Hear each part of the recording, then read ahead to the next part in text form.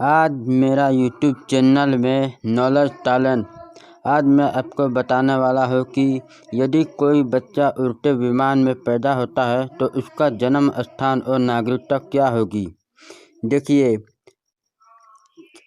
अगर किसी बच्चे का जन्म उड़ते विमान में हो जाए तो उस बच्चे का जन्म स्थान और नागरिकता क्या होगी। विमान में जन्म लेने वाले बच्चों की नागरिकता को लेकर हर देश में अलग अलग दिशा निर्देश, नीतियाँ और नियम होते हैं। आइए देखिए, इस वीडियो को बताते हैं। यदि कोई बच्चा उड़ते विमान में पैदा होता तो उसका नागरिकता क्या होगी और उसका जन्म स्थान कहाँ पर होगा। देखिए, उड़ते विमान में जन्म लेने वाले बच्चों की नागरिकता और जन्म स्थान क्या होगा।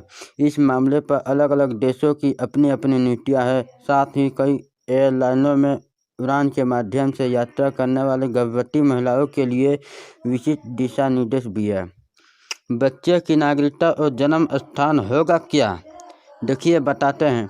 एक गर्भवती महिला भारत से अमेरिका के लिए उड़ान भरती है। किसी दूसरे देश की सीमा से गुजरते समय उसे प्रसव पीड़ा होने लगती है और वह विमान में ही एक बच्चों को जन्म देती है। तो इस केस में बच्चे का जन्म स्थान क्या माना जाएगा और उसकी नागरिकता क्या होगी। बच्चे का जन्म स्थान वह देश माना जाएगा जिस देश से गुजरते वक्त बच्चों का जन्म हुआ है, या फिर वह बच्चों अपने माता पिता के देश की नागरिकता भी प्राप्त कर सकता है। हालांकि भारत में दोहरी नागरिकता का कोई प्रावधान नहीं है।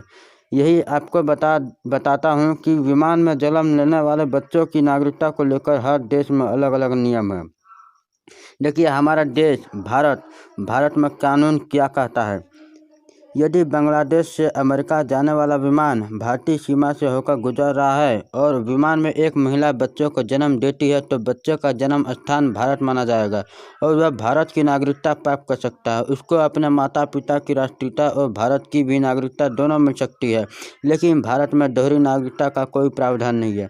ऐसा बताया जाता है कि इस दौरान नागरिकता को उन एयरलाइनों द्वारा परिभाषित और स्थापित किया जा सकता है जिसमें आप उड़ान भर रहे हैं। यदि आप विमान नॉर्वे में पंजीकृत है, भले ही आप प्रशांत क्षेत्र में या किसी भी दो अलग अलग देश की सीमाओं के बीच उड़ान भर रहे हैं, आप अभी भी नॉर्वे में है और आपका नॉर्वेजियन की राष्ट्रीयता का पालन करना होगा। कमर्शियल एयरलाइंस गर्भवती महिलाओं को गर्भावस्था के 36 सप्ताह के बाद उड़ान भरने की अनुमति नहीं देती है। गर्भवती महिलाओं को फ्लाइट में चलने से पहले डॉक्टर से उचित सलाह लेने की सलाह दी जाती है। 18 सप्ताह के बाद गर्भवती महिलाओं द्वारा विमान में यात्रा के लिए एक चिकित्सा प्रमाण पत्र अनिवार्य है जो 7 दिनों से अधिक पुराना नहीं होना चाहिए। गर्भवती महिलाएं कब और कितनी तक दुनिया भर में या यहाँ तक कि डोमेस्टिक एयरलाइनों द्वारा उड़ान भर सकती है, इस पर अलग अलग नियम और कानून है। चिकित्सीय स्थितियों वाली गर्भवती महिलाओं के लिए हवाई यात्रा के अनुसार नहीं जाती है। देखिए, उड़ानों के दौरान पैदा हुए बच्चों के संबंध में अमेरिकी नागरिकता कानून पर एक नज़र बताता हूँ।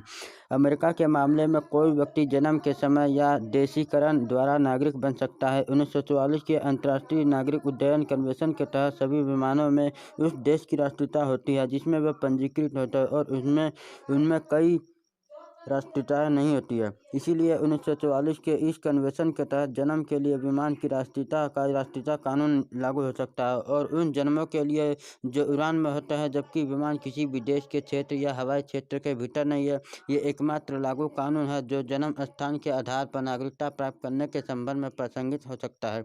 हालांकि अब विमान किसी अन्य राज्य के क्षेत्र में है या उड़ रहा है तो उस राज्य का समवर्ती क्षेत्राधिकार भी हो सकता है।